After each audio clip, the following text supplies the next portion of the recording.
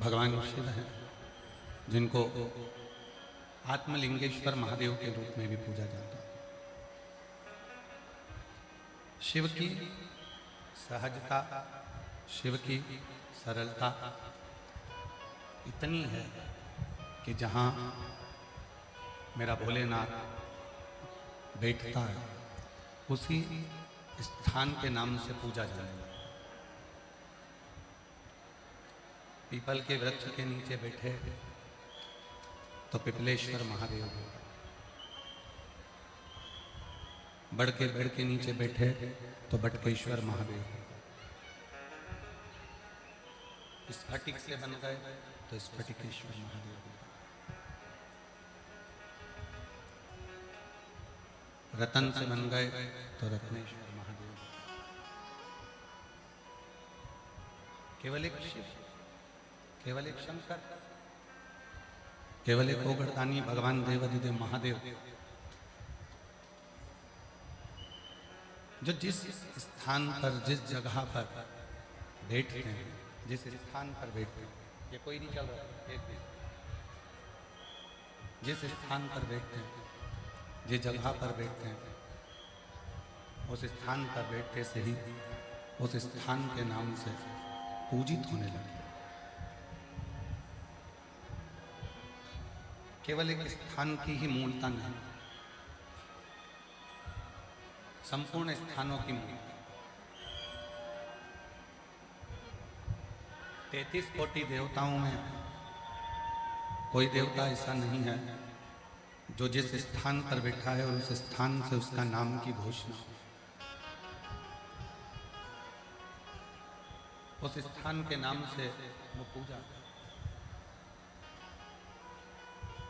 केवल एक देव है, देवाधिदेव महादेव, भगवान शिव, त्रिकालदर्शी, कैलाशी, विनाशी, भगवान शंकर, जो जिस स्थान पर बैठते हैं उस स्थान पर बैठकर उस स्थान के नाम से ही पूजित होते। अर्थात शिव महापुराण की कथा में श्री वेदव्यास जी वर्णन करते हैं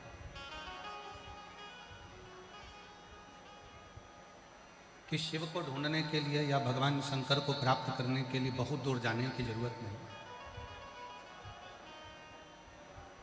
भगवान शंकर को प्राप्त करने के लिए, भगवान शंकर को ढूंढने के लिए बहुत दूर पहुंचने की जरूरत नहीं। तुम जहां बैठोगे, तुम जिस स्थान पर बैठोगे, जिस स्थान पर तुम उसको पुकारोगे, वो उसी स्थान पर आपको मिलेगा। पीपल के वृक्ष के नीचे बैठकर पुकारा तो पिपलेश्वर का दर्शन, बट वृक्ष के नीचे बैठकर पुकारा तो बटकेश्वर का दर्शन। जिस भूमि पर जहां आप देवाधिदेव महादेव को पुकारोगे वो महादेव आपको उसी स्थान पर मिले।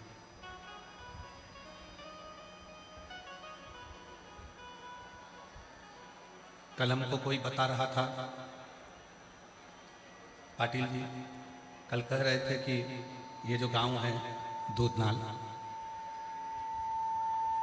केवल 700 लोगों का गांव है। कल किसी ने बताया कि यहाँ की जो दूधनाल गांव की जो संख्या है कुल टोटल 700 है।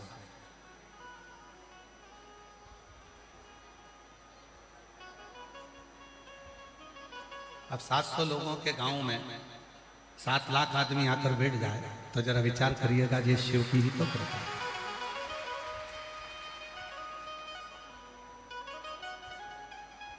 ये शिव की ही तो उदारता है। और जब तक वो कृपा नहीं करता, जब तक वो करुणा नहीं करता, तो दुनिया का कोई पत्ता भी नहीं है।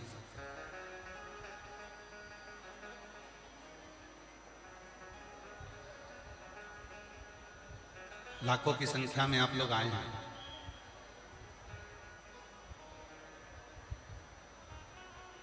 एक विश्वास के साथ में,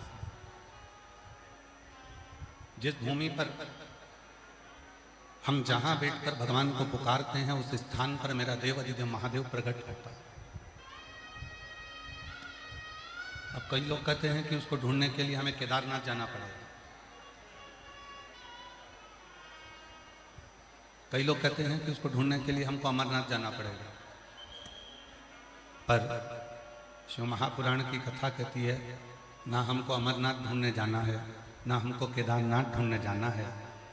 हम उस विश्वनाथ को, स्वयं को उसका अपना समझकर जब हम पुकारते हैं तो हमारा विश्वनाथ हमारा भरण पोषण करने के लिए हमारे हृदय में आकर तुरंत बैठ जाता है। उसको ढूंढने जाने की जरूरत नहीं पड़ती, केवल उसको पुकारा जाए, केवल इसको पुकार लो और वो आकर खड़ा हो जाए।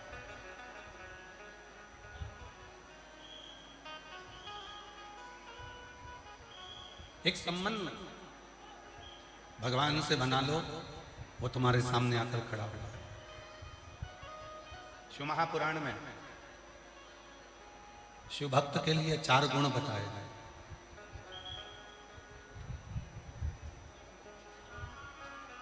शिव जी के भक्त के लिए 4 गुण कहे गए।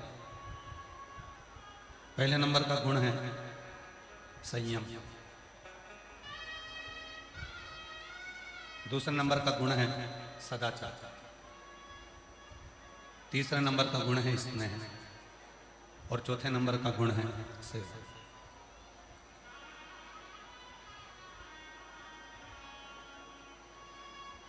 भगवान देवाधिदेव महादेव भगवान शंकर माता पार्वती जी को जब महाकाल वन में भ्रमण करा रहे थे, महाकाल वन में जब घूम रहे थे, भ्रमण कर रहे थे, तो भगवान महाकाल राजा ने स्वयं भगवान शिव ने मां अम्बा जगदम्बा पार्वती जी को महाकाल वन में कहा था, पार्वती, शिव भक्त का सबसे बड़ा गुण होता है उसके भीतर का संयम।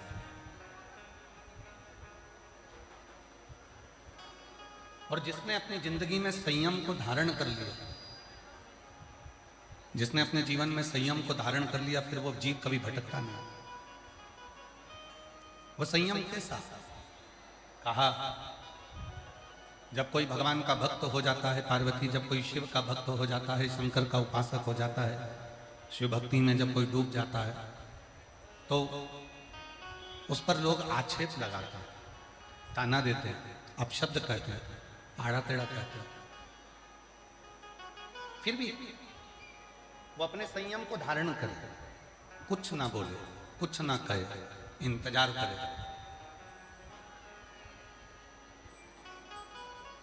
बच्चा जब छोटा रहता है ना, उसका कहीं झगड़ा हो जाता है, और छोटे से बच्चे का, छोटे से बेटे का, छोटे से बेटी का जब झगड़ा होता है, और जब उसका झगड़ा हो जाता है, तो वो झगड़े में रोता रोता जब घर जाता है, तब उसकी मम्मी उसके पापा कहते हैं, चल मैं चलता हूं, देखूं जरा तेरे को किसने मारा, चल मैं चलता हूं। किसकी हिम्मत है,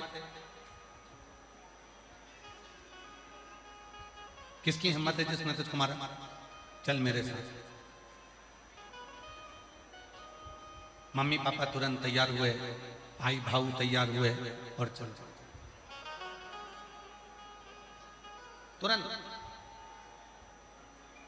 अब उन्होंने ये भी नहीं देखा कि मेरे बेटे की गलती है कि सामने वाले की गलती है, मेरे बच्चे की गलती है कि सामने वाले की गलती है, उसने ये नहीं देखा। उसने तो कहा, चल तुझे तकलीफ है ना, तेरा झगड़ा हुआ है ना, चल मेरे साथ चल।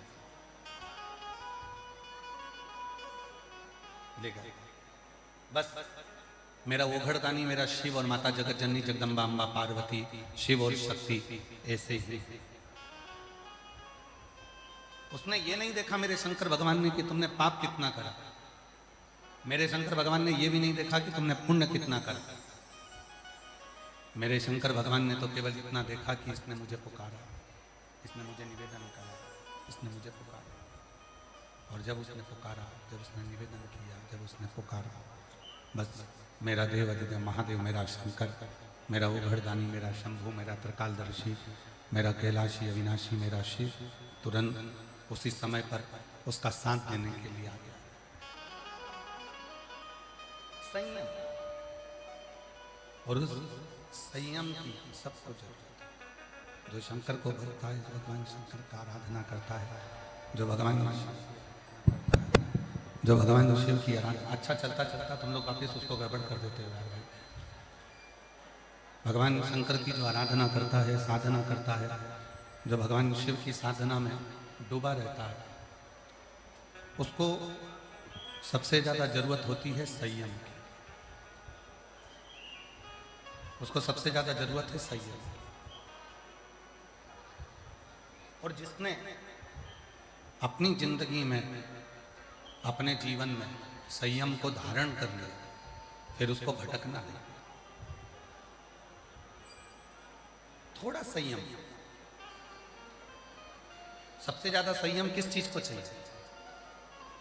कहा 3 इंद्रिय ऐसी हैं जिनको संयम की जरूरत पड़ती है।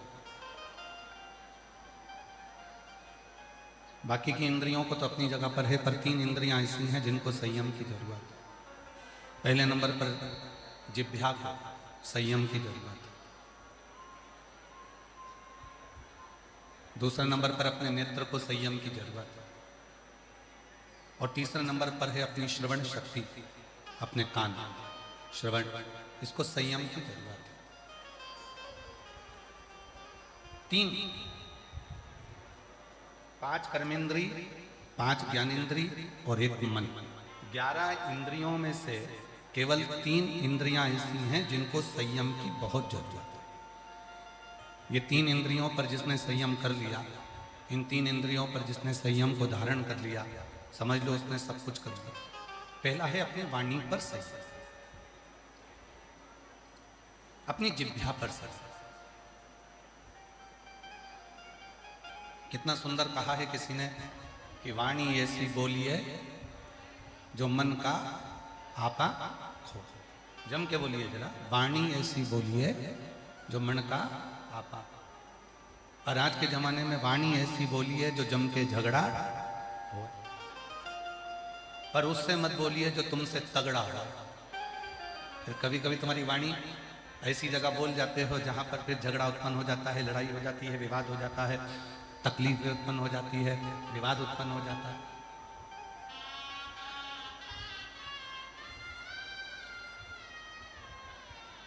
सबसे पहला 3 इंद्रियों में से सबसे पहला संयम है हमारी जिह्वा का संयम, हमारी वाणी का संयम। और इस वाणी के संयम पर ही सब कुछ है। आज के जमाने में सास बुरी नहीं है, आज के जमाने में बहू भी बुरी नहीं है। ना सास बुरी है, ना बहू बुरी है, ना ससुर बुरा है, ना पति बुरा है, ना पत्नी बुरी है, ना देवर, ना जेठानी, ना जेठ, ना ननन, ना नंदोई, कोई बुरा नहीं है। सबसे ज्यादा बुरी है आपकी जिह्वा, आपकी वाणी। और जिसने अपनी वाणी पर संयम करा, जिसने अपनी वाणी को संयमित कर लिया, जिसने अपनी वाणी को संयम में रखना प्रारंभ कर लिया, उसकी जिंदगी सार्थक हो। एक पहले एक प्रसंग सुनाया था, आज फिर वो प्रसंग स्मरण में आया।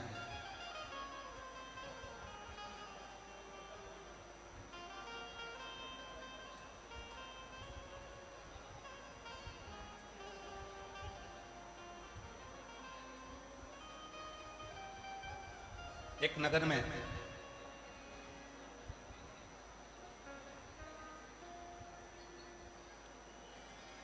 एक नगर सेठ रहता था अच्छा,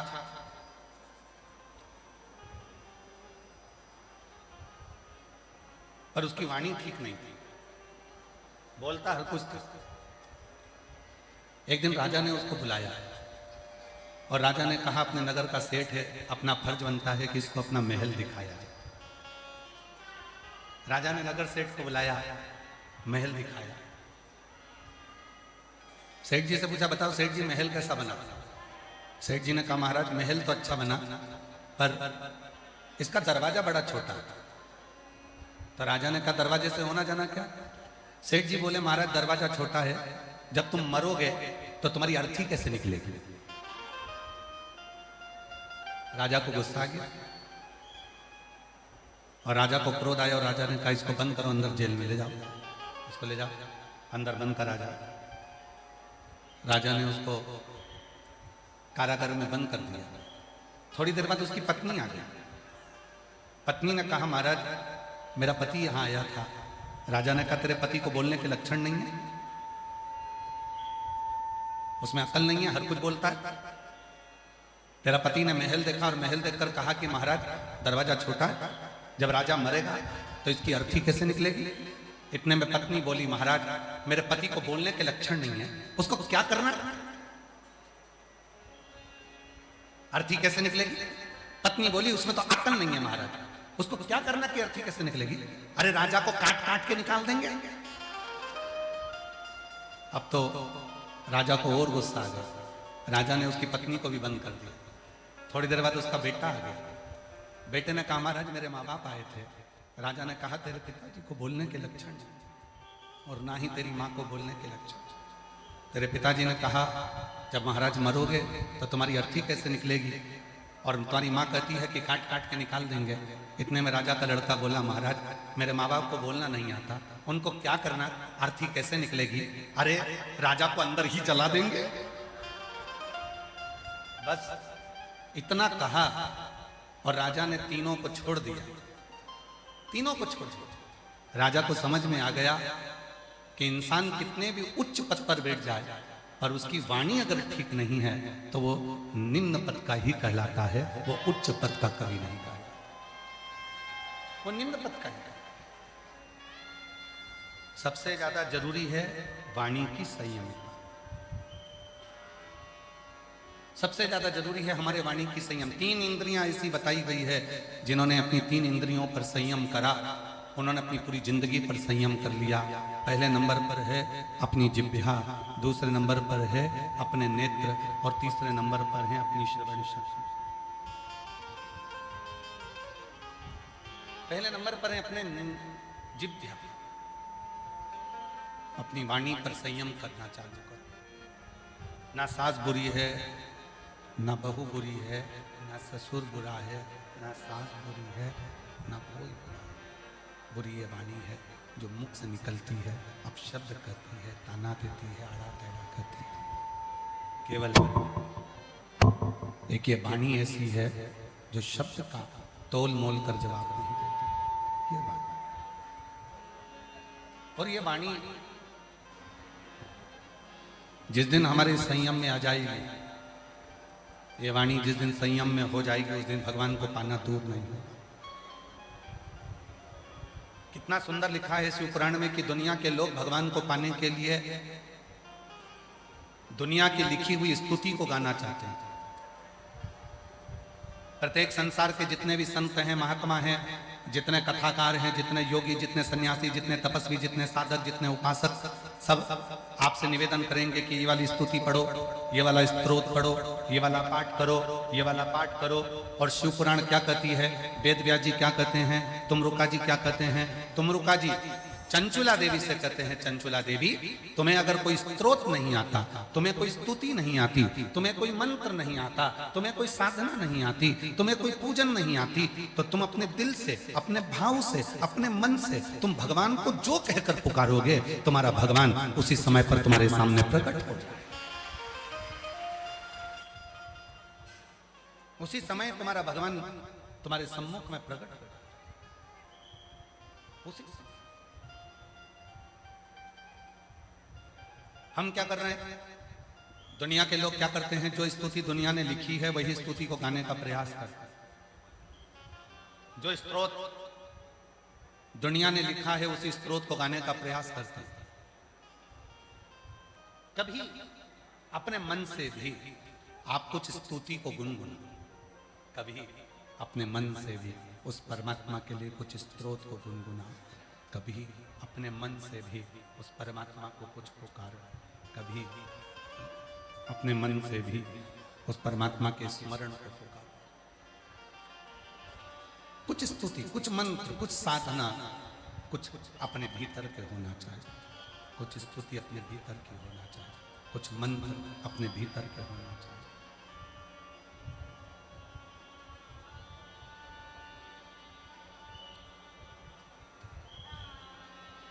किसी ने कहा खूब अच्छे अच्छे पाठ करो भगवान मिल जाए। किसी ने कहा खूब अच्छे अच्छे स्तुति पढ़ो परमात्मा मिल जाए। किसी ने कहा अच्छे अच्छे मंत्र का जप करो परमात्मा मिल जाए। किसी ने कहा इतने घंटे की साधना करो परमात्मा मिल जाए। पर शिव महापुराण की कथा कहती है मत बैठो 4 घंटा तुम तप करने के, मत बैठो तुम 5 घंटा साधना करने के, मत बैठो तुम आराधना करने के लिए, पर इतना जरूर करो घर में जो सदस्य रह रहे हैं, घर में जो माता पिता रह रहे हैं, घर में जो बुजुर्ग रह रहे हैं, घर में जो सदस्य निवास कर रहे हैं, उनके प्रति प्रेम का भाव रखना प्रारंभ कर दो। मेरा शंकर भगवान तुम्हारे सामने प्रकट हो जाए।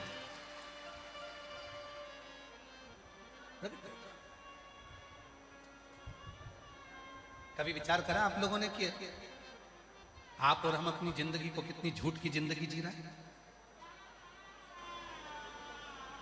यहाँ जितने कथा को श्रवण करने के लिए बैठे हैं और जितने फेसबुक यूट्यूब पर कथा सुन रहे हैं, जितने आस्था चैनल पर कथा सुन रहे हैं, जितने पुरुषोत्तम मास के महीने में ये 2 बजे से 5 बजे तक दुधनाल गांव से, महाराष्ट्र से जो कथा चल रही है, धाराशिव जिले से, इसको श्रवण कर अपने हृदय पर हाथ रखकर देखना आप कितना सत्य की जिंदगी जी रहे हैं।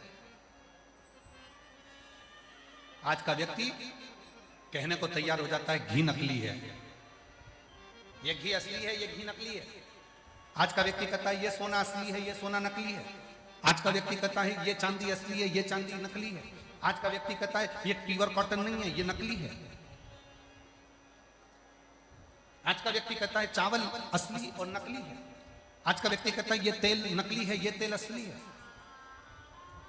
हमने घी नकली देखा, हमने चावल नकली देखा, हमने कपड़ा नकली देखा, हमने सोना नकली देखा, हमने चांदी नकली देखी, पर जैसे जैसे कलयुग बढ़ता चले जाता है वैसे वैसे इंसान भी नकली होता चले जाता है। इंसान भी नकली है और उसकी नकलीपन कहां नजर आता है? आप खुद अपने अंदर झांक कर देखना। तुम्हारे फेसबुक पर हजारों लोग जुड़े हुए हैं, तुम्हारे इंस्टाग्राम पर हजारों लोग जुड़े हुए हैं, तुम्हारे यूट्यूब पर हजारों लोग जुड़े हुए हैं, तुम्हारे व्हाट्सएप पर हजारों लोग जुड़े हुए हैं, तुम्हारे व्हाट्सएप पर हजारों ग्रुप जुड़े हुए हैं, हजारों लोग तुम्हारे फेसबुक पर हैं, हजारों लोग तुम्हारे ट्विटर पर हैं, हजारों लोग तुम्हारे यूट्यूब पर हैं, हजारों लोग तुम्हारे फेसबुक पर हैं और तुम उनको देखकर खुश होते हो। पर असलियत क्या है? हजारों लोग तुम्हारे मोबाइल पर जुड़े हुए हैं तुम्हारे मित्र बनकर, पर सही मायने में कहना क्या तुम जितने लोग घर में रह रहे हैं उनसे दिल से जुड़े हो? अपने मम्मी से, अपने पापा से, अपने भाई से, अपनी बहन से, अपनी भाभी से, अपने भैया से, अपने मासी से, मासा से, मामा से, मामी से, काका से, काकी से, किसी से?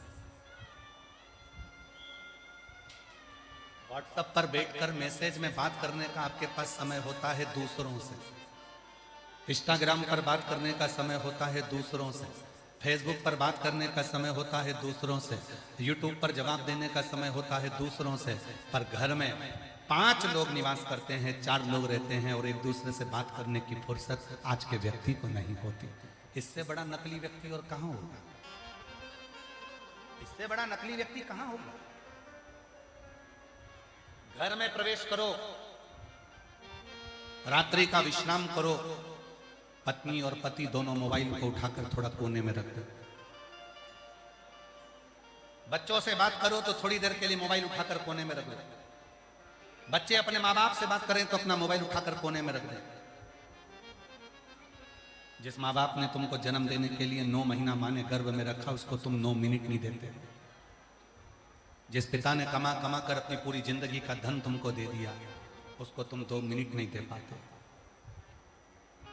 और केवल एक mother's day, father's day, children's day,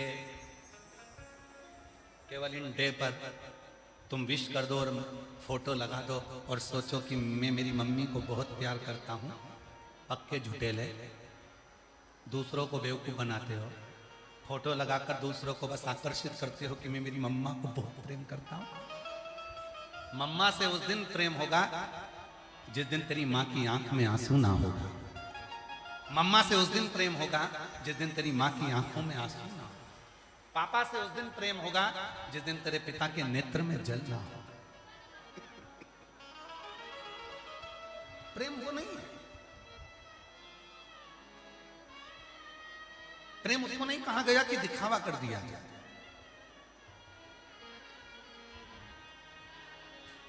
खूब प्रेम के किस्से चलते हैं, खूब प्रेम के किस्से चलते हैं। 33 कोटि देवताओं की लिस्ट निकाली है, सारे देवताओं की लिस्ट निकाल कर देखना कि सबसे ज्यादा प्यार कौन से देवता ने किया। आपको उस लिस्ट में मिलेगा सबसे ज्यादा प्यार केवल एक ही देवता ने करा, वो थे देव अधिदेव महादेव, जो मां सती से प्यार करते थे। मां सती 33 कोटि देवता में केवल एक देवता है देव अधिदेव महादेव, जो मां सती से प्रेम करते थे। कहा, किसी ने कहा कि सती से प्रेम करते थे तो फिर पार्वती से विवाह क्यों किया? प्रसंग को उठाइएगा, शिव महापुराण के उमा खंड को उठाकर गीता प्रेस गोरखपुर की शिव पुराण लेकर आओ। उस शिव पुराण को घर में पढ़ो और पढ़कर देखना कहीं सीवर वाला बाबा कहीं झूठ तो नहीं बोल दिया। इसलिए पढ़ना जरूरी है, अध्ययन करना जरूरी है। कि सीवर वाला महाराज कथा बाजता है तो हम पढ़ें कि उसने सही बोला कि झूठ बोला। शिव महापुराण की उमा सहिता कहती है, किसी ने प्रश्न करा कि शिवजी जब सती से प्रेम करते थे, शंकर भगवान जब सती को स्नेह करते थे, तो पार्वती से विवाह क्यों करा? जरा प्रसंग उठाकर देखिए। भगवान शंकर ने पार्वती जी की पूरी परीक्षा ली, पूरी परीक्षा, एक भी परीक्षा नहीं छोड़ी शंकर भगवान ने पार्वती जी की। और आखिरी में जब पार्वती जी अर्पणा हो गई, पत्तों का सेवन करती थी, दुर्बल हो गई, शरीर में मांस नहीं बचा, केवल कंकाल हड्डियां माता पार्वती के शरीर में थी और मांस का एक टुकड़ा भी शरीर के अंदर नहीं था।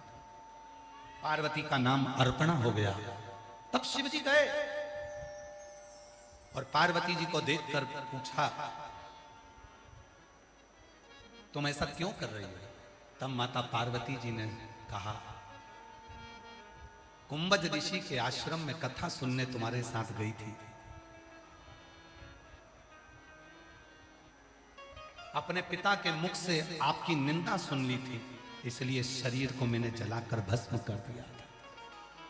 शंकर जी ने समझ लिया कि मेरी सती पार्वती बनकर आ गई है, तब उसको स्वीकार किया, तब उसको अपना 33 कोटि देवताओं की लिस्ट निकाली है। कोई कहता है ये भगवान का इनसे प्रेम था, इनका अधिक प्रेम था, कोई ने कहा इनका अधिक प्रेम था, कोई ने कहा इनका अधिक प्रेम था। 33 कोटि देवताओं की लिस्ट निकाल कर देखिए, केवल एक देवता है देव अधिदेव महादेव, जिन्होंने अपनी सती से इतना प्रेम करा कि सती प्राणों को छोड़कर भी चली गई तो माता सती के शरीर के भस्म को अपने तन पर धारण कर लिया। सती मरकर चली गई, प्राण छूट गए, तो सती के शरीर को अपने कंधे पर धारण कर कर तांडव करना प्रारंभ कर दिया।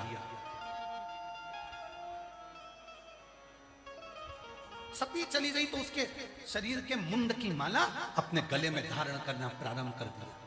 सती के जाने के बाद अब तुम्हारी लिस्ट निकालो, तुम्हारे मोहल्ले में देखो, तुम्हारी कॉलोनी में देखो, तुम्हारी सोसाइटी में देखो, तुम्हारे रिश्तेदारों में देखो, जिनकी पत्नी चली गई वो फेसबुक पे दूसरी ढूंढ रहे हैं।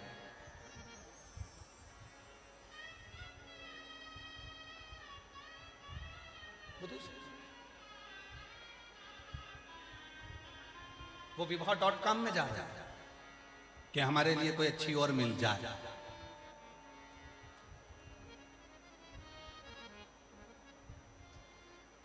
कहां गया वो रिश्ता, कहां गया वो संबंध?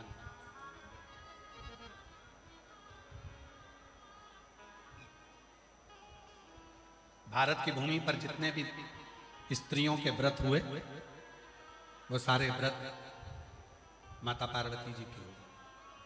तीज का व्रत माता पार्वती का था, चतुर्थी का व्रत माता पार्वती का था, छठ का व्रत माता पार्वती का था। जितने व्रत, जितने जितने व्रत, तीज, चतुर्थी, छठ, अष्टमी, जितने भी व्रत करे वो सब माता पार्वती। क्यों? समर्पण है, समर्पण है सती का, समर्पण है माता पार्वती का।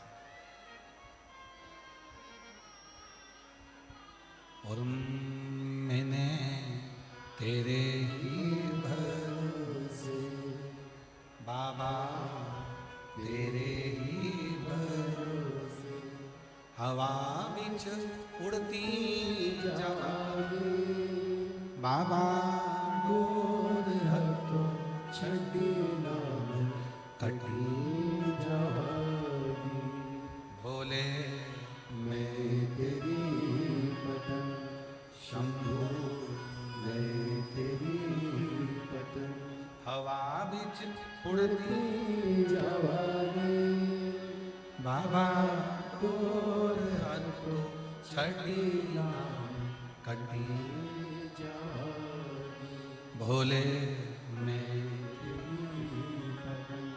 एक विश्वास, वाणी का, प्रेम का, भरोसे का, एक विश्वास। कितना प्रेम है,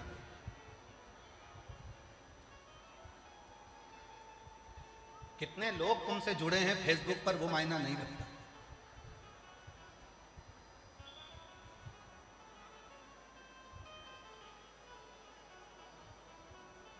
मोबाइल पे कितना भी काम कर लो, कितना भी, चलो जाने दो, एक अच्छी बात समझो अपने जीवन में।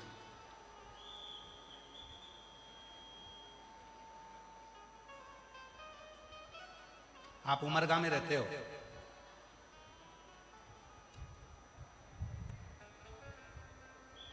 मान लो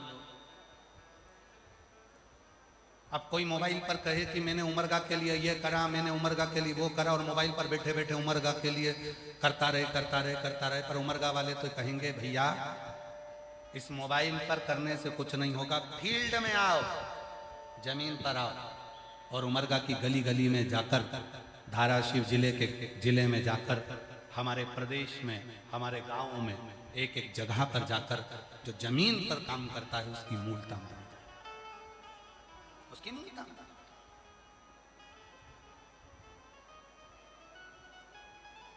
फेसबुक पर कितने तुम्हारे दोस्त हैं वो मायना नहीं रखता, इंस्टाग्राम पर कितने तुमसे जुड़े हैं वो मायना नहीं रखता। मायना क्या रखता है? जिस दिन तुम्हारी दुख की घड़ी है, बीमारी आ गई, एक्सीडेंट हो गया, तकलीफ में आ गए, हॉस्पिटल में पड़े हो, केवल एक दिन देखने के लिए गए, बाकी के दिन जिसको तुमने टाइम नहीं दिया, जिसको तुमने समय नहीं दिया, दूसरों से बात करने का तुम्हें फोन पर समय था, और घर में जो धर्म पत्नी थी, पति था, बच्चे थे, उनके पास में समय नहीं दिया, और आखिरी में सेवा करने के लिए हॉस्पिटल में रात दिन वही धर्म पत्नी बैठी रही जिसको तुमने 1 मिनट का समय नहीं दिया, 1 मिनट का समय नहीं दिया। उठा रही है, बिठा रही है, भोजन करा रही है, कपड़े धो रही है, स्नान करा रही है, शरीर नहीं काम कर रहा तुम्हारा तो भी वो तुम्हारी सेवा कर रही है। एक दिन तुम मीठे वाणी से उससे नहीं बोले, एक दिन तुम प्रेम की वाणी से उससे नहीं बोले, फिर भी उसने अपना पूरा समय तुम्हारे को दिया, पूरा समय। हो सकता है हमारी बात का कई लोगों को बुरा लग जाए, पर ईमानदारी से एक बात कह दें, हो दूधनाल वालों, पाटिल साहब बोल दें, हो सकता है हमारी बात का बुरा लग जाए, पर कह देते हैं, पत्नी से अच्छा दोस्त दुनिया में कोई नहीं हो सकता। उसको अपना बेस्ट फ्रेंड बनाओ। दुख आया है, कोई नहीं आएगा, 4 दिन आएंगे, 5 दिन आएंगे, 6 दिन आएंगे, तुम तो 2 महीने से हॉस्पिटल में पड़े हो, घर में बीमार पड़े हो, कोई तुम्हारा दोस्त आकर तुमको ले जाकर बाथरूम में बिठाएगा, कोई तुम्हारे कपड़े धोएगा, कोई तुम्हारे काम करेगा, कोई तुमको चम्मच से रोटी खिलाएगा, रोटी चम्मच से भी नहीं खा पाओगे तो मिक्सर में पीस पीस कर पानी बनाकर नली से पिलाएगा। करने वाला केवल एक ही बेस्ट फ्रेंड रहेगा, वो तुम्हारी धर्म पत्नी रहेगी, तुम्हारा पति रहेगा। उस पति को बेस्ट फ्रेंड बनाओ, धर्म पत्नी को बेस्ट फ्रेंड बनाओ, उसको अपना स्नेह, उसको अपना प्रेम। ये बाकी के सब तो अपनी अपनी जगह पर, बाकी के सब अपनी जगह पर जब आप उससे स्नेह करेंगे, प्रेम करेंगे, उससे वात्सल्यता करेंगे, करुणता करेंगे, जब आप उससे स्नेह से बात करेंगे, जब तक स्नेह से रखेंगे, आपके जीवन को सुख जीवन को सुख देना प्रारंभ कर देगा, आनंद देना प्रारंभ कर देगा। उससे प्रीत जोड़िए, उससे स्नेह जोड़िए, उससे प्रीति जोड़ने का प्रयास करिए, उससे स्नेह जोड़ने का प्रयास करिए।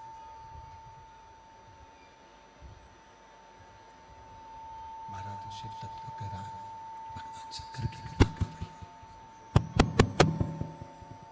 क्लियर करो आवाज। शंभु शंभु शंभु शिव तत्व कह रहा है। बेस आ रहा है या तो कुछ गला पकड़ रहा है। शंभु शंभु शंभु शिव तत्व कह रहा है, भगवान शंकर का चरित्र कर रहा है, महापुराण की कथा वर्णन कर रहे हैं। शंभु शंभु शंभु शंभु शंभु शंभु शंभु बेस पकड़ रहा है, गला पकड़ रहा है भाई।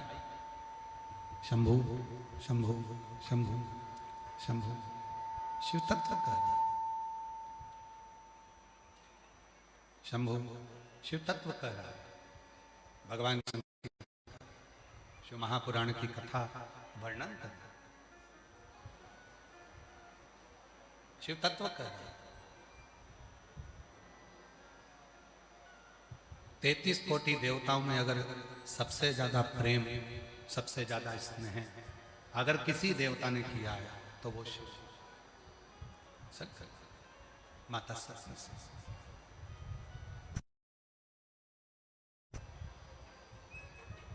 शंकर भगवान का जो भक्त होता है, शिव का जो उपासक होता है, शिव की साधना करने वाला होता है, शिव की आराधना करने वाला होता है, भगवान शंकर की भक्ति में डूबने वाला होता है, आज भी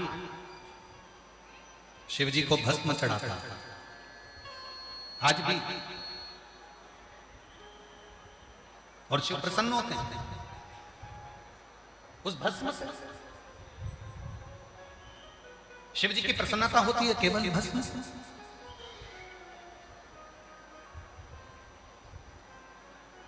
शिव जी की प्रसन्नता होती है केवल भस्म से।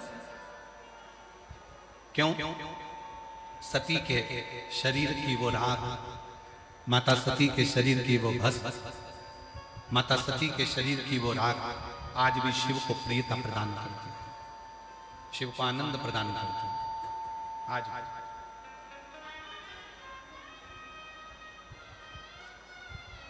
एक परमात्मा से जोड़ो, संयमित करो। 3 इंद्रियां ऐसी हैं जिन पर तुम्हारा संयम बहुत जरूरी है। पहले नंबर पर है तुम्हारी वाणी का संयम।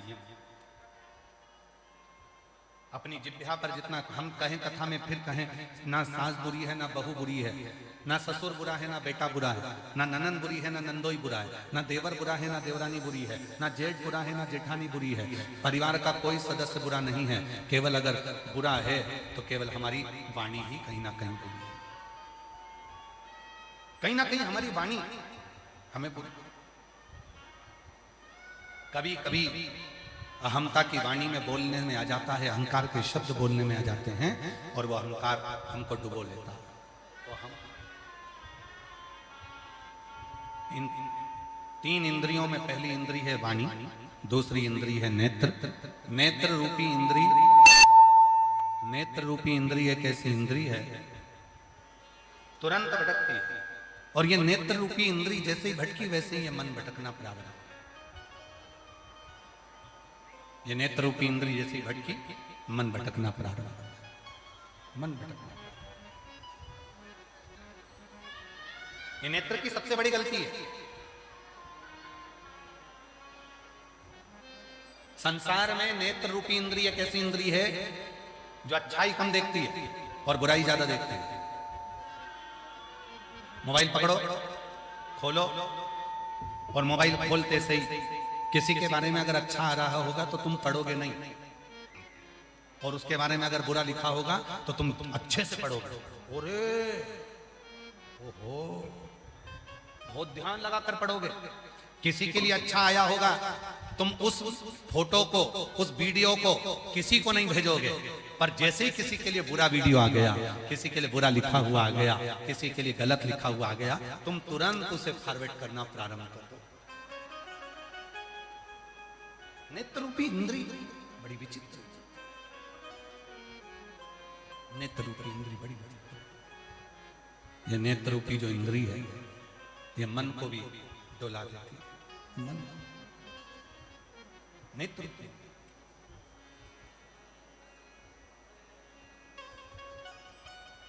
चलो जाने दो, प्रैक्टिकल करिएगा। सुबह मॉर्निंग वॉक करने जाते हो? अरे बोलो तो जम के। सुबह सुबह मॉर्निंग वॉक करने जाते हो? घूमने जाते हो? व्यापार पर जाते हो? दुकान जाते हो? नौकरी पर जाते हो? कहीं सब्जी लेने जाते हो? फल के मार्केट में जाते हो? कहीं ना कहीं तो जाते होगे। जिस रास्ते से जाते हो उस रास्ते पर 2 दिन पहले कोई कुत्ता मर गया, तुमने मरा हुआ कुत्ता देख भी लिया। कुत्ता मरा हुआ कोई उठा के ले भी गया और मरे हुए कुत्ते को ले जाकर कहीं कचरे में किसी ने डाल दिया। पर यह नेत्र ऐसी इंद्री है, सब्जी लेने जा रही है, फल लेने जा रही है, पर उसने सोचा है कि यहां पर मरा हुआ कुत्ता था, नहीं देखूंगी, फिर भी वो निगाह चलते चलते उस पर चली ही जाती। ये निगाह, ये दृष्टि, ये नेत्र अच्छा नहीं, वहां पहुंचे।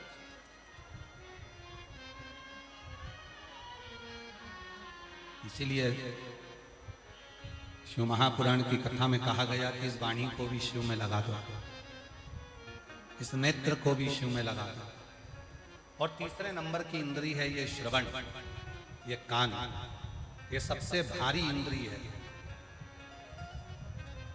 कथा में इसका मन ही नहीं लगता इन कानों का, और अगर कहीं का बुराई करने बैठ जाए, चुगली करने बैठ जाए, निंदा करने बैठ जाए, तो ये श्रवण इतने काम करते हैं।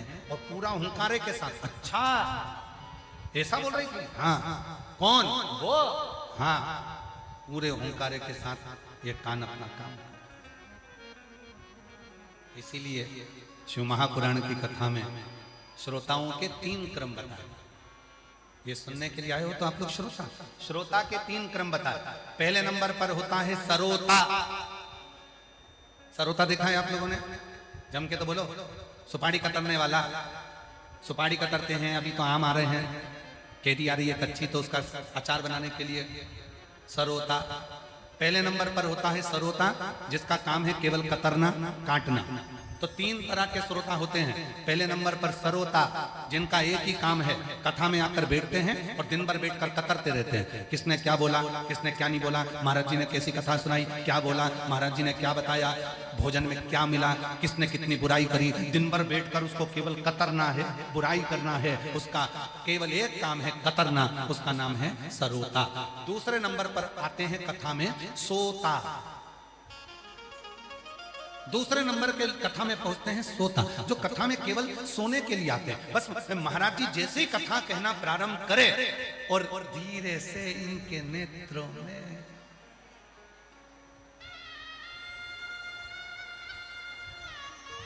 लोगों को लग रहा है कथा में कितनी डूबी है। डूबी नहीं है, ऊबी है। और किसी ने जगह दिया, सो रही है क्या? फिर ऐसी ऐसी क्या कर रही है? कुछ नहीं, भोलेनाथ जी भाग रहे थे तो बुला रही थी।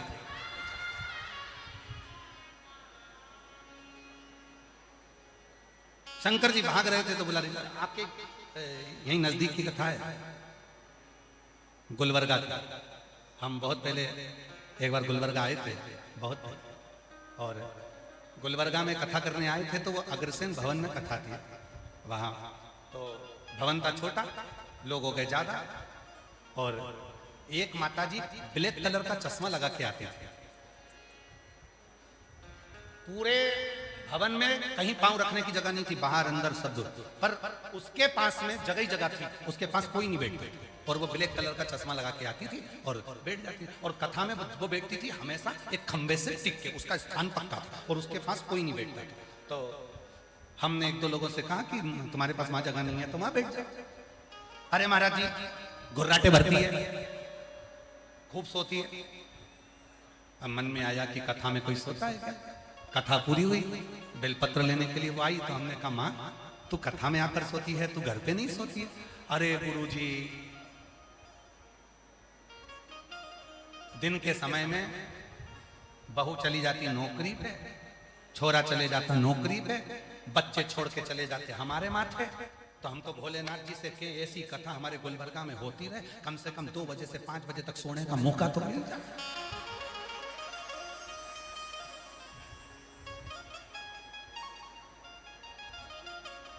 तो हमने पूछा तुम्हारी आंख का क्या ऑपरेशन हुआ है? नहीं, काले चश्मे में दिखती नहीं ना।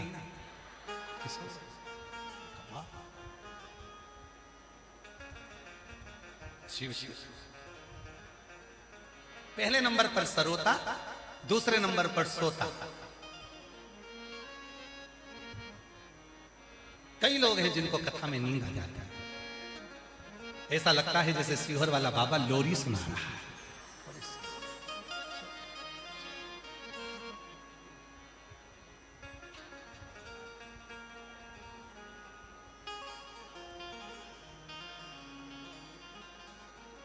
लोरी तो एक ही सुनाती थी, अक्का देवी।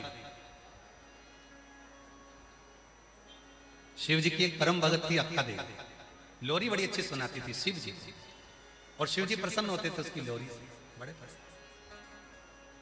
शंभु सो जा तू तो सो जा। लोरी बड़ी सुंदर सुंदर।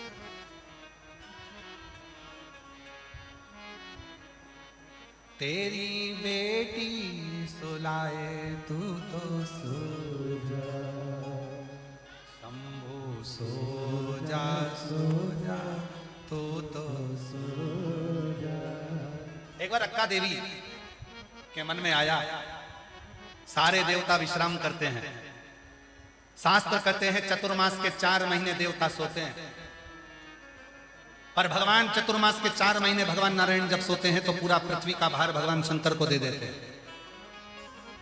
किसी पुराण में यह नहीं लिखा कि भगवान शंकर सोए। हर पुराण में लिखा ब्रह्मा जी को निंद्रा आई, वेद हाथ से खसक गए, हयग्रीवा ने धारण कर लिए। श्रीमद् भागवत में लिखा है ब्रह्मा जी सोए, यह भी लिखा। भगवान राम विश्राम करे, यह भी लिखा। भगवान कृष्ण विश्राम करे, यह भी लिखा। भगवान विष्णु सोए, यह भी लिखा। पर किसी पुराण में यह नहीं लिखा कि शंकर भगवान सोए। इंद्र सोए, यह भी लिखा। गरुण सोए, यह भी लिखा। वरुण सोए, यह भी लिखा। केवल सारे पुराण उठाकर देख लीजिए, किसी पुराण में यह नहीं लिखा कि शंकर भगवान विश्राम करे, शंकर भगवान सोए, भगवान शंकर नींद लिए, भगवान शंकर सोए, यह किसी पुराण में नहीं लिखा। तो अक्का देवी के मन में आया, अक्का देवी ने विचार करा, सारे देवता सो जाते हैं और मेरा शंभु जागता ही रहता है, आज इसको सुला के मारूं। कुछ भी हो जाए, आज तो मैं सुलाऊंगी शंकर जी को। और अक्का देवी ने शंकर भगवान का शिवलिंग लिया, उसको गोदी में रखकर अक्का देवी इसको सुलाने लगी। पार्वती जी मुस्कुराने लगी। माता पार्वती जी हंस रही। शिव जी ने पूछा पार्वती क्यों हंस रही हो? पार्वती जी बोली तुम्हारे साथ रहते रहते मैं अमर हो गई, आज तक तुम्हें सोते हुए नहीं देखा, और ये तुम्हारी भक्त तुम्हें सुलाना चाहती। पार्वती जी बोली मैं तुम्हें नहीं सुला पाई तो ये कैसे सुला सकती? शिव जी बोले पार्वती भगवान से बड़ा भक्त होता है, और भक्त चाहे ना तो परमात्मा को भी सुला सकता है। अगर परमात्मा को सुला सकता है तो केवल भक्त सुला सकता है। वो एक लाइन स्मरण करिए हमारे चैलेंज दिया, भगत के बस में, भगत के बस में भगवान, भगत बिना ये कुछ भी नहीं है, भक्त बिना ये कुछ भी नहीं है, और भगत हैं इनके जान, भगत के बस में भगवान, भगत के वश में भगवान। भगत भोले बाबा के नित काशी में डोले, मुख से शंभु बोले, नित शिव शंकर बोले, मुख से शंभु बोले, नित शिव शंकर बोले। भगत भोले बाबा के नित काशी में डोले, शिव को शंभु बोले, नित शिव शंकर बोले। भगत बिना ये कुछ भी नहीं है, भगत बिना ये कुछ भी नहीं है, और भगत हैं इनके प्राण, भगत के भगत के वश में। पार्वती जी बोली भोलेनाथ जी से, ये अक्का देवी तुम्हें सुला देगी। शिव जी बोले अब तो ये अक्का देवी जाने, और शिव जी बोले भगवान जाने। पार्वती जी चुप मौन स्थिर। आज तक मेरे पति विश्राम नहीं किए, सोए नहीं, आज कैसे सो सकते? सारी पुराण उठाकर देखना, सब पुराण में लिखा है। चतुर्मास में 4 महीना भगवान सोए, श्री हरि सोए, नारायण सोए। ब्रह्मा जी के सोने का भी प्रसंग है कि ब्रह्मा जी के नेत्र में नींद आई और वेद हाथ से खसक गए, हरिग्रीवा ने धारण कर लिए। ये सारा प्रसंग मिलेगा। इंद्र के सोने का प्रसंग मिलेगा, राम जी के विश्राम का प्रसंग मिलेगा रामचरितमानस में, भगवान कृष्ण के सोने का प्रसंग मिलेगा श्रीमद् भागवत में। सारे देवताओं के सोने का विश्राम का प्रसंग पुराणों में मिलेगा, परंतु एक देव अधिदेव महादेव के विश्राम का प्रसंग, सोने का प्रसंग किसी पुराण में नहीं मिलेगा। पर इनको सुलाया केवल एक ने। अक्का देवी को लगा मेरा शंभु, मेरा शंकर आज तक नहीं सोया, मेरा शिव आज तक नहीं सोया। कितने थक गए होंगे भोलेनाथ, आज तो मैं सुला के मानूंगी। और अक्का देवी ने शिवलिंग को अपने हाथ में ले लिया। शिव भगवान शंकर का शिव।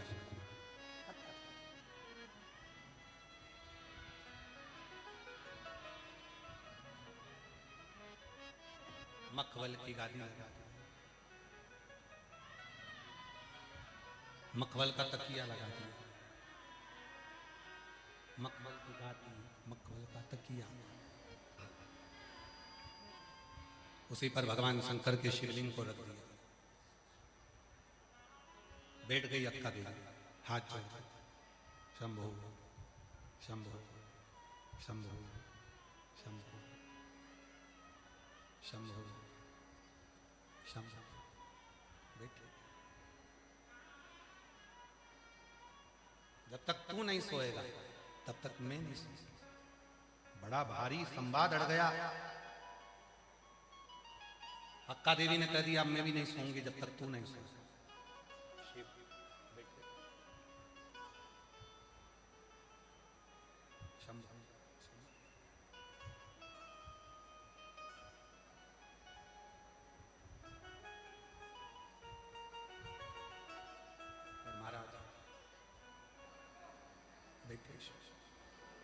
वो कहते हैं महाराज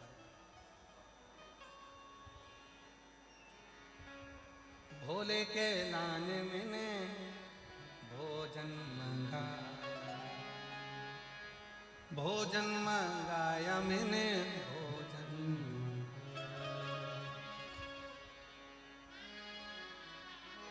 शिव के लिए भोले के लाने मैंने गादी बिछा, गादी बिछाया मैंने तकिया। जल्दी से आओ भोला देर ना लगाओ, जल्दी से आओ भोला देर ना लगाओ, जल्दी से आओ भोला देर ना लगाओ।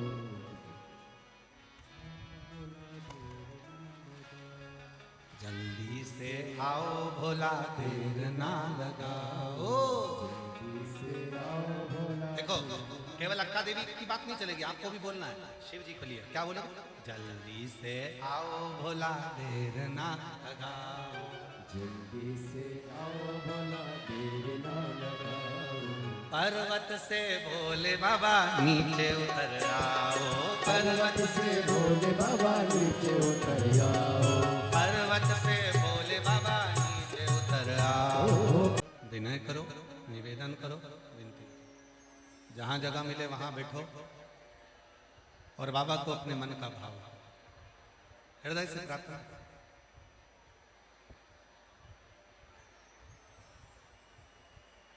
भोले के नान मैंने सेजवा बिछाया, भोले के नान मैंने सेजवा बिछाया। जल्दी से आओ भोला देर ना लगाओ, जल्दी से आओ भोला देर ना लगाओ। पर्वत से भोले बाबा नीचे उतर आओ, पर्वत से भोले बाबा नीचे उतर आओ। देर ना लगाओ भोला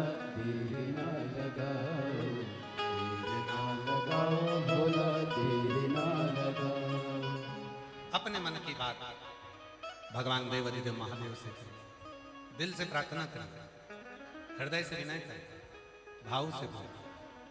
ये कथा जो चल रही है,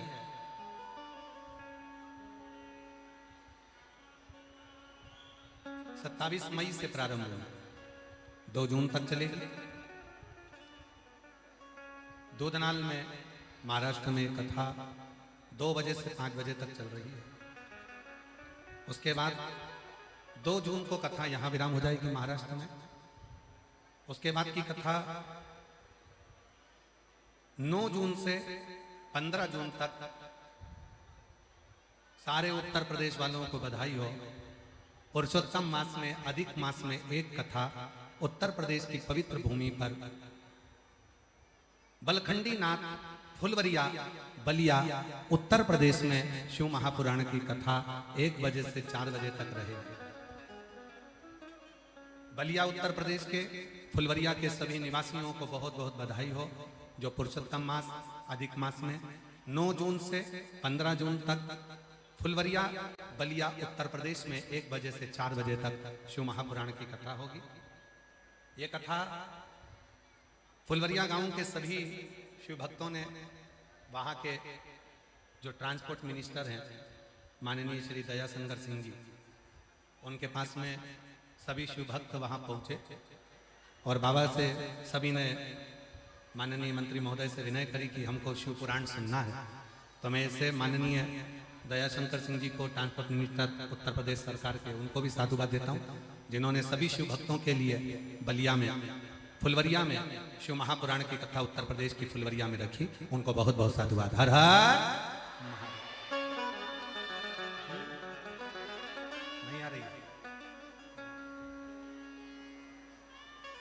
तो 9 जून से 15 जून तक बलखंडी नाथ फुलवरिया बलिया उत्तर प्रदेश 1 बजे से 4 बजे तक कथा रहेगी। उसके बाद में 15 जून को वहां कथा विराम होगी उत्तर प्रदेश में। फिर 18 से 24 जून तक दोपहर 2 बजे से 5 बजे तक पंजाब की भूमि भटिंडा पंजाब में 2 बजे से 5 बजे तक शिव महापुराण की कथा रहेगी। ऐसे कथाओं का क्रम रहेगा। आप और हम भगवान को अपने मन का भाव कहें, हृदय से प्रार्थना करें, विनय करें, निवेदन करें, दिल से बाबा को अपने मन की बात करें। साथ में बोलिएगा, अधिक मास चल रहा है, पुरुषोत्तम मास है, हृदय से प्रार्थना करो, निवेदन करो, विनय करो। साथ में बोलो, विनय करिएगा, निवेदन करिएगा।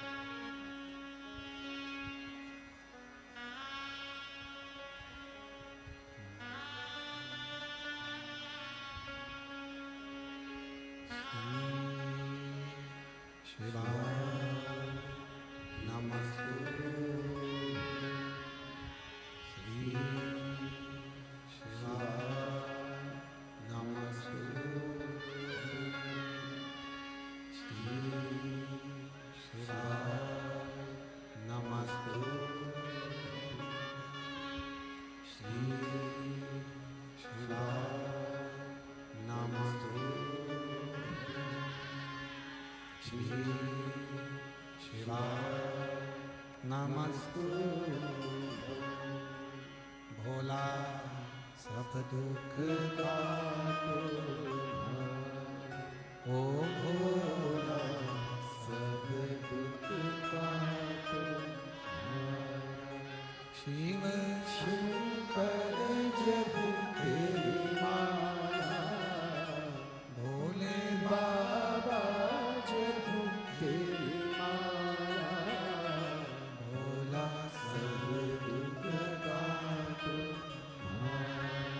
ओ भोला सब दुख काटो।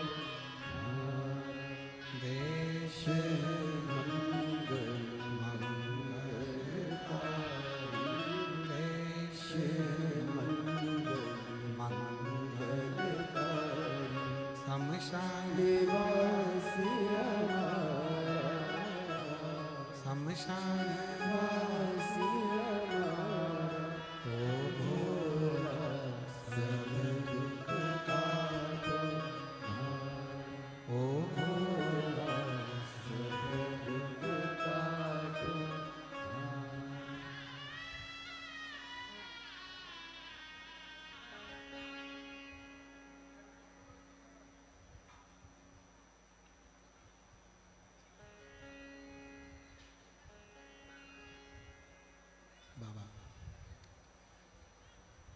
देवादिदेव महादेव भगवान शिव घरदानी त्रिकालदर्शी कैलाशी विनाशी भगवान शंकर की पवित्र कथा कर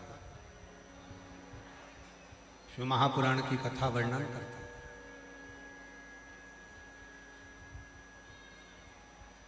भोले के लाने में सेजवा। माता अक्का देवी ने भगवान शंकर के शिवलिंग को नमन कर कर कहा, जब तक आप विश्राम नहीं करते, सोते नहीं हो, तब तक मैं भी नहीं, मैं भी विश्राम, मैं भी नहीं। पार्वती जी हंस रही। 4 रात्रि हो गई, 5 रात्रि हो गई, शिव जी सोए नहीं, भगवान शंकर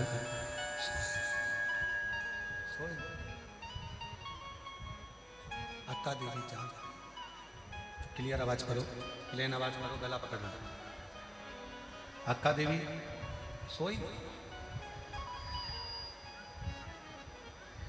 तब भगवान शिव कैलाश को छोड़कर अक्का देवी ने जो सेज बिछाई थी भगवान शिव के लिए, उस सेज पर आकर भगवान शंकर ने अक्का देवी को दर्शन दिया। कुछ देर का विश्राम किया, कुछ देर, कुछ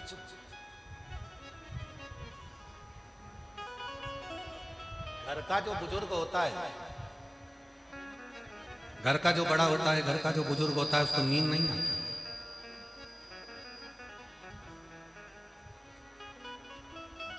जिसके ऊपर बहुत भार होता है ना, जिसके ऊपर बहुत ज्यादा भार होता है, उसको नहीं आती, उसको नींद नहीं आती। गला पकड़ रहा है, बेस बोल रहे हो आप लोग, क्लियर करो ना आवाज। उसको नींद नहीं आती। संपूर्ण ब्रह्मांड का जो भार, संपूर्ण ब्रह्मांड का जो भार है, वो शंकर भगवान के ऊपर। संपूर्ण ब्रह्मांड का जो भार है, वो देवादिदेव महादेव।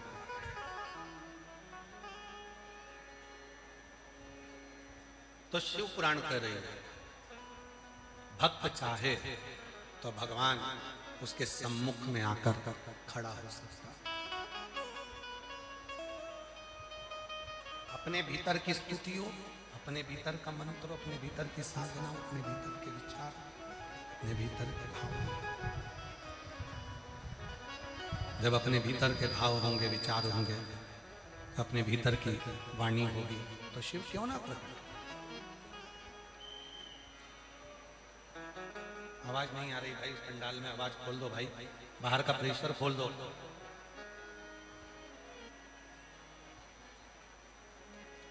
अपने भीतर के शुद्ध भावों को, अपने भीतर के शुद्ध विचारों को शिव को जिसने समर्पित करना प्रारंभ कर दिया, भगवान शंकर को समर्पित करना प्रारंभ कर दिया, भगवान शंकर को अपने भीतर के विचारों को कहना प्रारंभ कर दिया, शिव ने उसको स्वीकार कर लिया, भगवान शंकर ने उसको स्वीकार कर लिया। शिव पुराण कर रही है, भगवान शंकर का चरित्र कर रहा है, शिव तत्व कर रहा है, शंकर जी की कथा कर रही है। शिव जी ने, नहीं आ रही आवाज,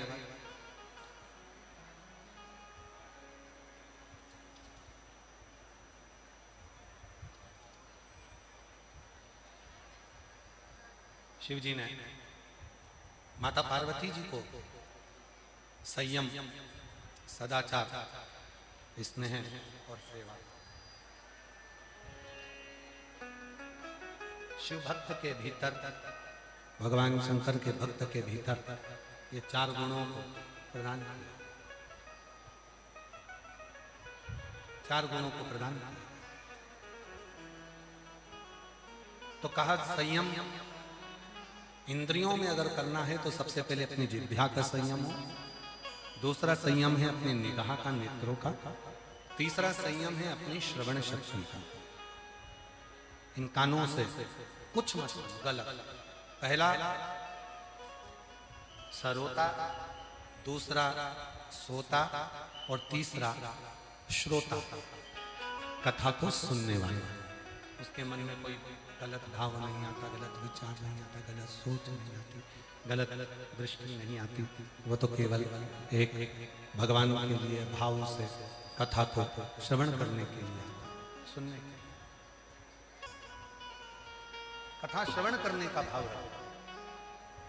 कोई गलत विचार, गलत सोच, गलत दृष्टि उसके भीतर नहीं, गलत भाव उसके भीतर नहीं। एक बड़ा सुंदर सा प्रसंग कहा, महाकाल वन में भगवान शिव पार्वती जी के साथ में विराजमान है, जहां पर भक्तों के 4 गुणों का स्मरण शिव जी पार्वती जी को करा।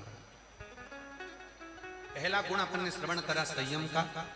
दूसरा गुण महाकाल वन में भगवान शंकर माता पार्वती को सदाचार का कहते हैं। अच्छे विचार रखिए, अपना अच्छा भाव रखिए, लोगों के प्रति भाव शुद्ध रखिए, दृष्टि शुद्ध रखिए, अच्छे मन रखिए, अच्छे भाव रखिए। अच्छा भाव, अच्छा विचार रखेंगे, उस दिन भगवान सदाचार के भाव में रहेंगे, शिव तत्व की प्राप्ति अपने आप होना प्रारंभ। अपने तीसरे नंबर पर शिव भक्त का जो गुण बताया है वो है स्नेह, सबसे प्रेम।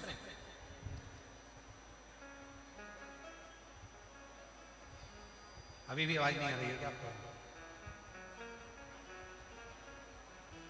आपके एक आदमी को मैं भेज दीजिए, थोड़ा सा पता कर लेगा जाकर। इतनी दूर भी नहीं है कि जाने में 1.5 घंटा लग जाए। तीसरे नंबर पर है इसमें प्रेम।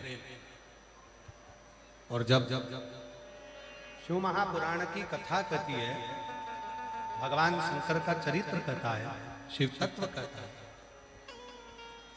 हम सभी को प्रेम देना प्रारंभ करें, स्नेह देना प्रारंभ करें, खुशियां देना प्रारंभ करें। अपने आप खुशियां, प्रेम, स्नेह हमको आपको मिलना प्रारंभ हो जाता है। आपको हमको अपने आप मिलना प्रारंभ। देखो, देव ऋषि नारद का एक बड़ा सुंदर चरित्र है शिव पुराण के अंदर। कामदेव पर भगवान शंकर ने विजय प्राप्त नहीं की, क्योंकि वो रिश्तेदार कामदेव पर विजय प्राप्त नहीं करी, क्योंकि वो रति के पति,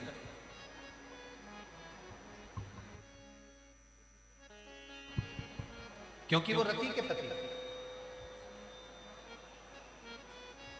पर देव ऋषि नारद ने कामदेव पर विजय प्राप्त कर लिया।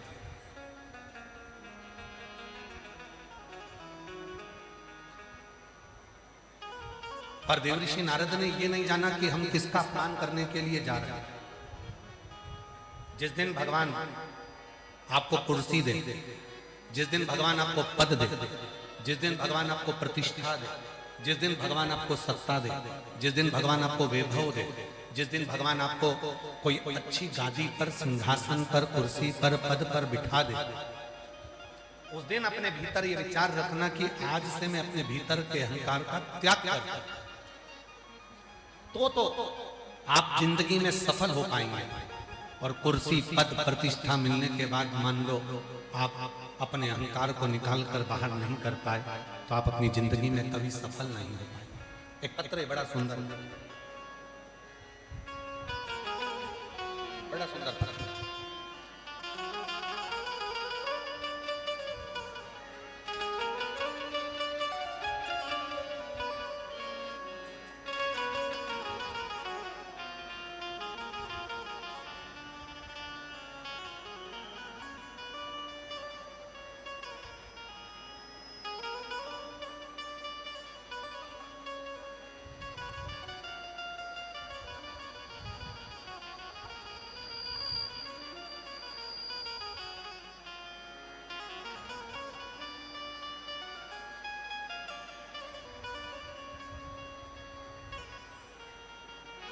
मेरा नाम सपना राम सिंह पांडे है।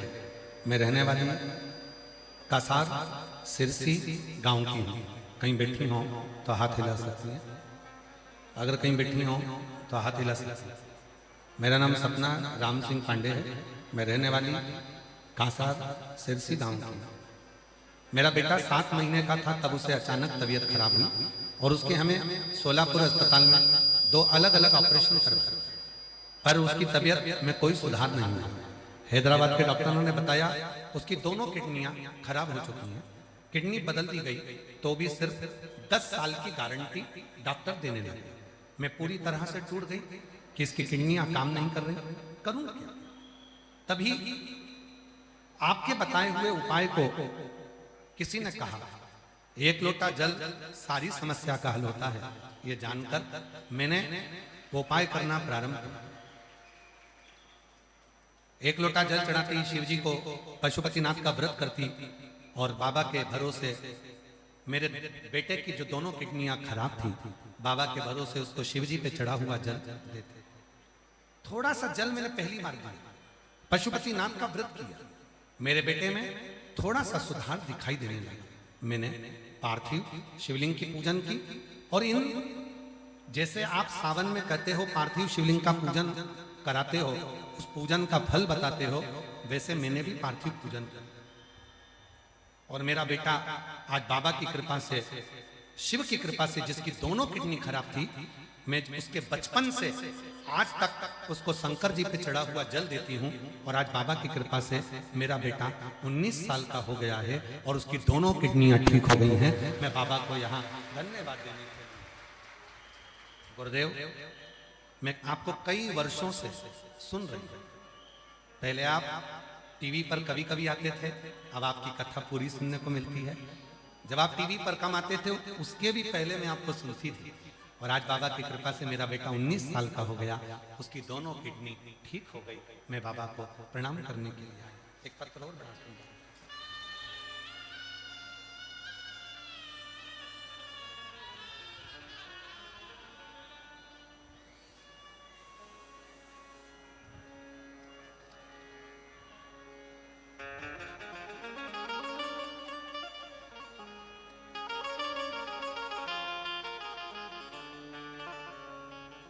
मैं निकिता सोम शंकर टिकाम्बरे, गांव दालिब, तालुका उमरगा, जिला धाराशिव की रहने वाली हूँ। मुझे सब बोलते थे इसकी शादी को 18 साल हो गए हैं, इसको बच्चा नहीं होगा। सब आड़ा टेढ़ा कहते थे, अपशब्द कहते थे, ताना देते थे। आड़ा बेस आ रहा है स्पीकरों में है तो बंद है, तो क्या हो रहा है? ये गला पूरा पकड़ रहा है। इनका मिक्सर चेंज करवा कर देखो भाई, कुछ ना कुछ गड़बड़ हो रहा है इसमें। शादी के 18 साल हो गए थे और सभी ने कहना चालू कर दिया था कि इसको बच्चा नहीं होगा, बच्चा नहीं होगा। तब मेरी माँ, उन्होंने एक बार कहा कि बेटा तू एक काम कर, अब सब ताना देने लगे, डॉक्टरों को भी दिखा लिया, तो अब एक काम कर, शिवजी पे भरोसा कर, वो शंकर तुझे जरूर दे। गुरुदेव,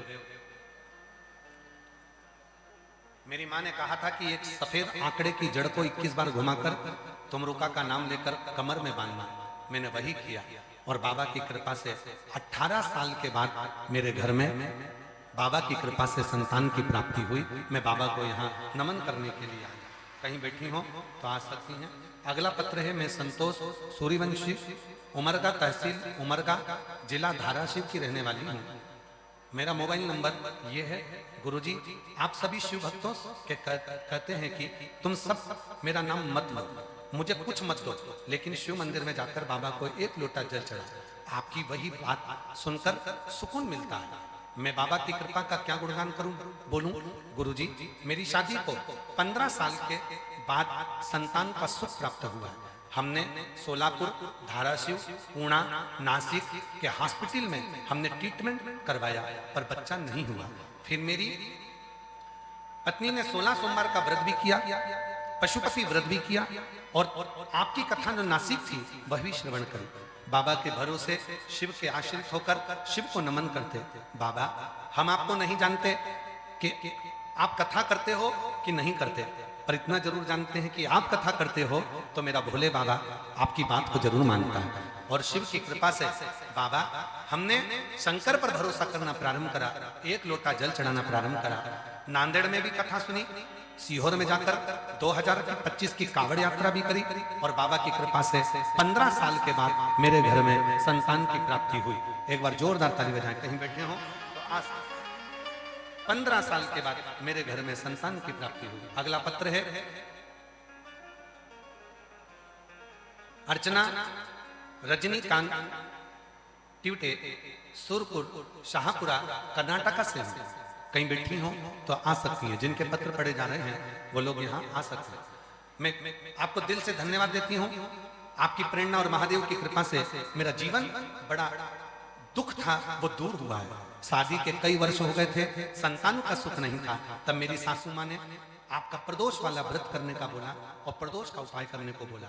बाबा की कृपा से आज मेरे यहाँ कई सालों के बाद संतान का सुख प्राप्त हुआ। आज मैं बाबा को धन्यवाद देने के लिए यहाँ पहुंची, शिव की कृपा से यहाँ पहुंची।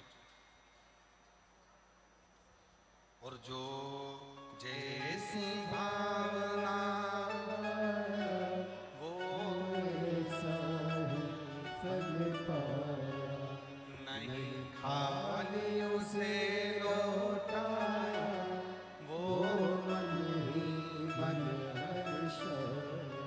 और कर दिया माँ। बोलो बोलो बोलो, लौटा दिया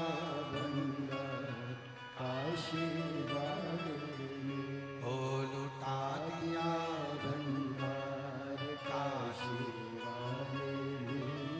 कर दिया माँ। जिस भाव से, जिस विचार से, जिस सोच से, जिस भाव से आप कथा को श्रवण करने के लिए बैठते हो, मेरा देव हरिदेव महादेव, मेरा शंकर, मेरा ओघड़दानी, मेरा त्र्यंबकनाथ, मेरा भीमा शंकर, मेरा मल्लिकार्जुन, मेरा शिव कृपा करता, करुणा करता। तो शिव कथा कर रही है।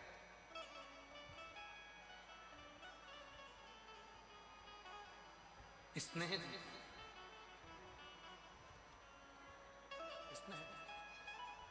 शिव महापुराण की प्रेम जी। और चौथे नंबर पर भगवान शंकर के परम भक्त का कोई अगर गुण है, चौथे नंबर पर भगवान शंकर के परम भक्त का यदि कोई गुण है तो वो गुण है सेवा। सेवा।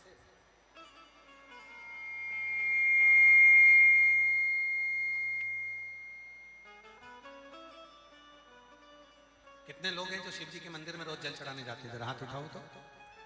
जाते हो? रखो। प्रणाम, आपके चरणों को नमन, दंडवत।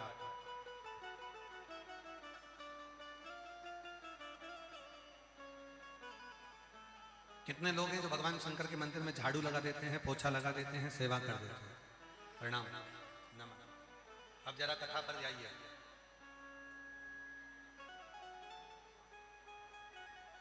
शिव महापुराण क्या करे? महाकाल वन में विराजमान भगवान शिव पार्वती जी से कहते हैं, पार्वती मेरे भक्त के 4 गुण हैं और उन 4 गुणों में एक गुण है सेवा का गुण।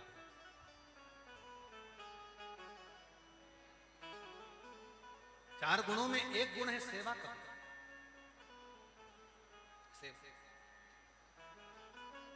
कथा में आए हो, आप लोगों से निवेदन किया, भूखे को भोजन और प्यासे को पानी, जय बाबा बर्फानी। हम किसी को पानी पिला रहे हैं, मुख झूठा करा रहे हैं, भोजन करा रहे हैं, टॉफी खिला दी, बिस्कुट खिला दिया, कुछ ना कुछ उनको खाने को दिया, मुख झूठा करा दिया, ये भी एक सेवा, ये भी एक सेवा। कोई बुजुर्ग है, बहुत बीमार है, उसको पकड़कर उसके इलाज करवा दिया, ये भी सेवा। किसी को शिक्षा की जरूरत है और उसका शिक्षा अध्ययन करवा दिया, उसकी शिक्षा के अध्ययन कराया, ये भी सेवा। इसको भी सेवा का, इसको भी सेवा का महाराज। और चौथे नंबर पर है भगवान शंकर के मंदिर में भगवान शिव के दरवाजे पर, भगवान शंकर के मंदिर में भगवान शिव के दरवाजे पर, शिव के मंदिर में पहुंचकर, भगवान शंकर के मंदिर में पहुंचकर शिव के मंदिर में झाड़ू लगाना, पोछा लगाना, थोड़ी सेवा कर देना, उस सेवा का फल कितना होता है स्वयं शिव जी बोल रहे हैं पार्वती।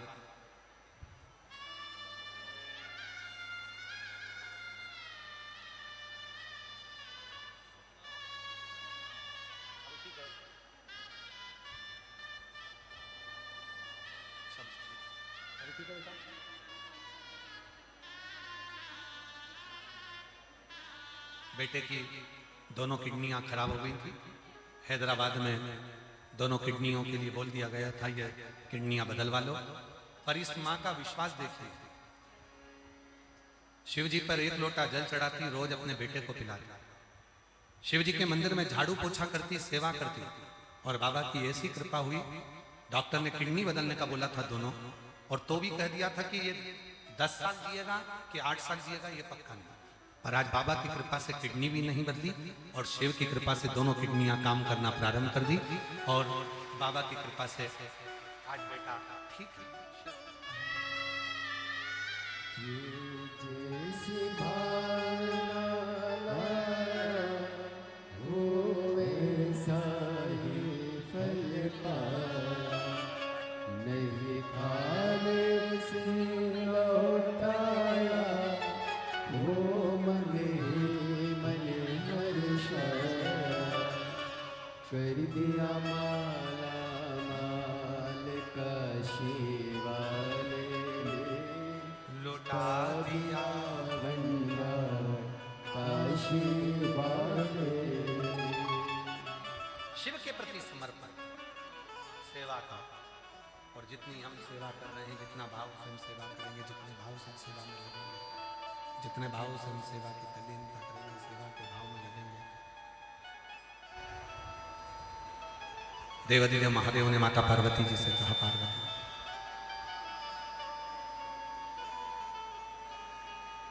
शिव के मंदिर में स्वयं महाकाल कर रहे हैं, स्वयं शिव कर रहे हैं, स्वयं शंकर कर रहे हैं, स्वयं देवादिदेव महादेव कर रहे हैं। जैसे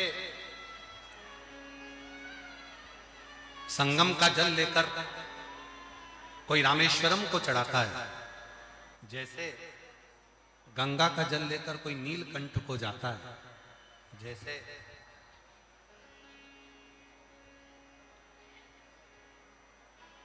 गोदावरी का जल लेकर त्र्यंबक को चढ़ाता है, जैसे कोई चिट्टा का जल लेकर महाकाल को समर्पित करता है, जैसे नर्मदा का जल लेकर ओमकारेश्वर को समर्पित करता है। हे पार्वती, उसी तरह हे जगत जननी जगदम्बा पार्वती, उसी तरह जब कोई मनुष्य अपने घर से जल लेकर मेरे मंदिर तक, मेरे शिवालय तक आता है,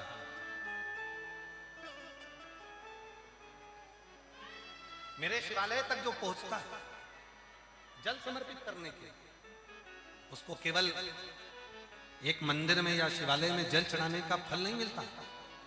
संसार की जितनी पवित्र नदियां हैं, उन नदियों का जल चढ़ाने का जो फल होता है, वो सारा फल प्रतिदिन जो मेरे शिवालय में आकर जल समर्पित करता है उसको प्राप्त हो जाता है।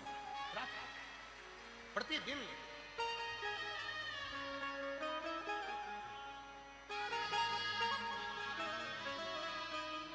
मेरा तू ही तो हमदर्द है, जिसे हर दर्द कहता हूँ।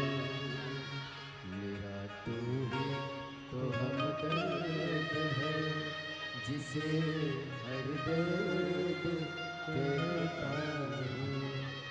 दुनिया के आगे प्रभु चुपचाप रहता हूँ, दुनिया के आगे प्रभु चुपचाप रहता हूँ। मेरा तू ही तो हमदर्द है, जिसे हर दर्द कहता हूँ। मेरा तू ही तो हमदर्द है, जिसे हर दर्द कहता कहता हूँ। सेवा का फल कितना है। शिव पुराण की कथा कर रही है, भगवान शंकर का चरित्र कर रहा है कि सेवा का फल कितना फल सेवा में। एक लोटा जल ले जाने वाला जब शिव के मंदिर में जल चढ़ाता है तो सारी पवित्र नदियों के जल के बराबर वो जल हो जाता है। एक सुंदर चरित्र शिवजी भगवान माता पार्वती जी से कर, सुनो पार्वती, हे जगत जननी जगदम्बा पार्वती, एक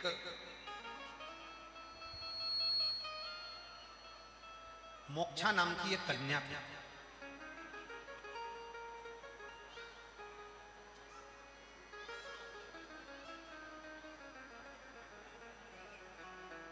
उसके पिता ने, उसके परिवार वालों ने उससे ईर्ष्या कर उसका विवाह शरीर के रोगी एक व्यक्ति से कर दिया। पार्वती, मोक्षा को मालूम नहीं कि मेरे सोतेली माँ ने, मेरे पिता ने, मेरी माँ ने मेरा विवाह ऐसे पुरुष से करा है जिसके शरीर में रोग ही रोग है। विवाह हो गया, मोक्षा का पति के साथ मोक्षा रहने लगी, पर पति तो बीमारी में इतना ग्रसित था कि उससे मैं निकल ही नहीं पा रहा। एक दिन मोक्षा, पार्वती, एक दिन मोक्षा भ्रमण करते करते, जब पृथ्वी पर चलते चलते चलते चलते भ्रमण करते करते अपने पति के लिए औषधि लेने के लिए गई थी और वन में घूमते घूमते उसको तुमरुका जी का दर्शन हो। महाराज, कल कथा में कहा था कि केवल शंकर के भक्त का भी अगर दर्शन हो जाए और शिव का भक्त अगर निगाह उठाकर भी देख ले तो समझ लेना कि आधे से ज्यादा दुख, आधे से ज्यादा तकलीफ तो उसके दर्शन से ही समाप्त है।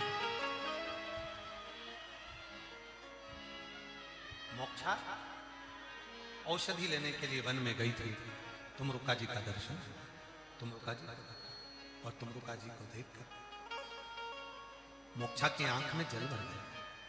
तुमरुका जी ने पूछा, मोक्षा तू रोती क्यों है? मोक्षा ने कहा कि मेरे माँ ने मेरा विवाह एक ऐसे पुरुष से कर दिया जिसके शरीर में रोग ही रोग, जिसका शरीर ठीक नहीं है, उसके शरीर में रोग ही रोग। ईर्ष्यावश मेरा विवाह किया गया, मेरे भाग्य में क्या यही लिखा था? तुमरुका जी ने कहा, सुनो मोक्षा, भाग्य लिखना विधाता का काम है, देवता का काम है तुम्हारे भाग्य को लिखना, और उस भाग्य को बदलने की अगर कोई जवाबदारी रखता है, भाग्य पलटने की अगर कोई बात रखता है तो केवल एक देव अधिदेव महादेव ही रखता है। किस्मत लिखना, किस्मत लिखने वाला कोई और हो सकता है, पर किस्मत को पलटने वाला, किस्मत को बनाने वाला और किस्मत को बदलने वाला यदि कोई होगा तो केवल एक देव अधिदेव महादेव, केवल एक शिव, कोई दूसरा नहीं हो सकता। हम उसको स्मरण करें, हम उसको याद करें। मेरा तू ही तो हमदर्द है जिसे हर दर्द कहता हूँ, मेरा तू ही तो हमदर्द है जिसे हर दर्द कहता हूँ।